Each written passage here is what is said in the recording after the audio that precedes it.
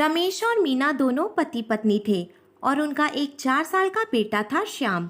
वे तीनों खुशी खुशी अपना जीवन जी रहे थे। तभी अचानक एक दिन कार एक्सीडेंट में रमेश की मौत हो जाती है। रमेश के मरने के बाद धीरे धीरे घर के हालात बिगड़ने लगते हैं और गरीबी आ जाती है। मीना बहुत ही समझदार और पढ़ी लिखी महिला होती है, इसीलिए वो बच्चों को ट्यूशन पढ़ाने का काम कर लेती है। धीरे धीरे बच्चों को ट्यूशन पढ़ाकर जो भी पैसे मिलते हैं उनसे वो अपना घर का गुजारा करती है।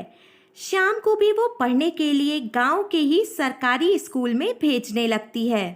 पर श्याम के पढ़ाई में कमज़ोर होने के कारण उसके स्कूल के टीचर्स उसको बहुत डांटते थे। श्याम के क्लास के बच्चे भी उसके साथ बहुत ही बुरा व्यवहार करते थे।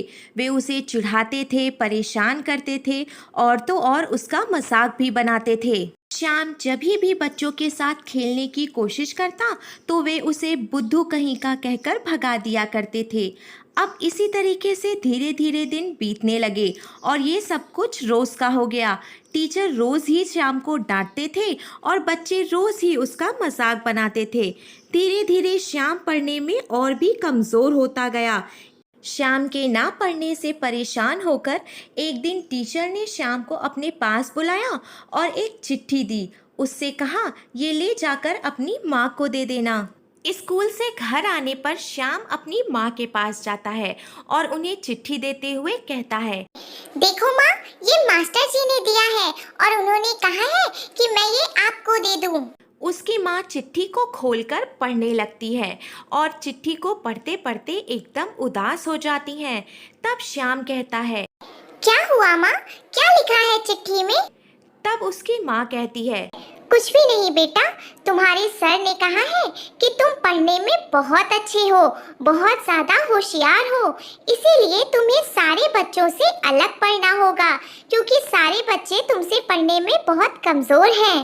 अपने माँ की बातें सुनकर श्याम खुशी से नाचने लगता है और नाचते हुए कहता है, वाह माँ, मैं तो बहुत समझदार हूँ। देखो, सर ने मेरी कितनी तारीफ की है। अब मैं सारे बच्चों से अलग पढ़ूंगा।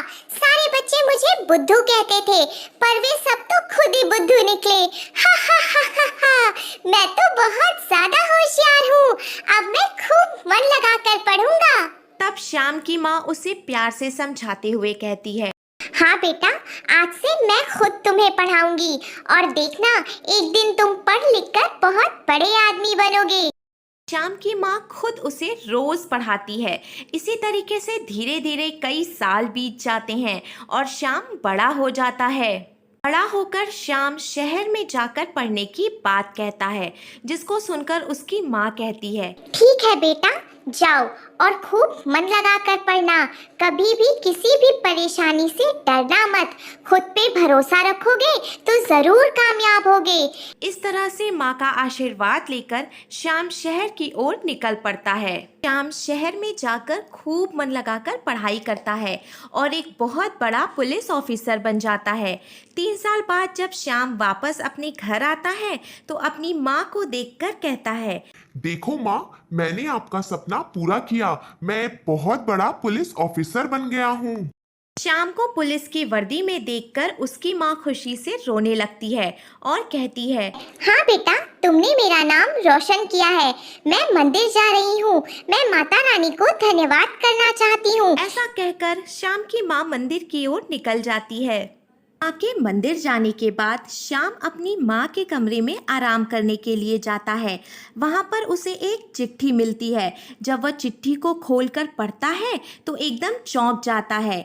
ये तो वही चिट्ठी थी जो कि उसके स्कूल से टीचर ने दी थी, जिसमें लिखा हुआ था कि आपका बच्चा पढ़ने में बहुत कमजोर है और उसे पढ़ना लिखना एकदम नहीं आता, इसीलिए हम उसको स्कूल से निकाल रहे हैं।